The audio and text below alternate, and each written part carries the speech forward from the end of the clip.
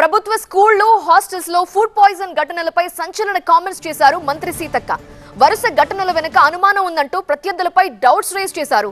సీతక్క చేసిన సెన్సేషనల్ ఆరోపణలకు సంబంధించిన బ్రేకింగ్ న్యూస్ మనం చూస్తున్నాము.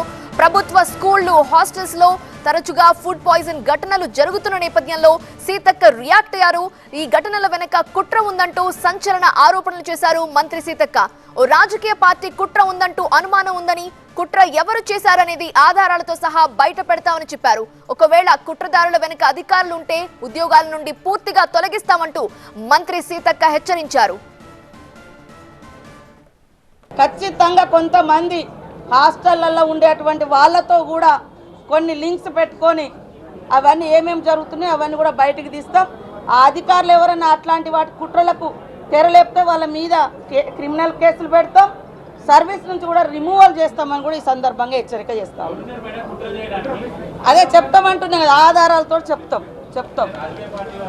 అదే వెనక రాజకీయ పార్టీ ఉంటారు, ముంగట ఎవరో ఒకరు వాళ్ళ అన్యాయాలు వాళ్ళకి సంబంధించిన మనుషులు చెప్తాం.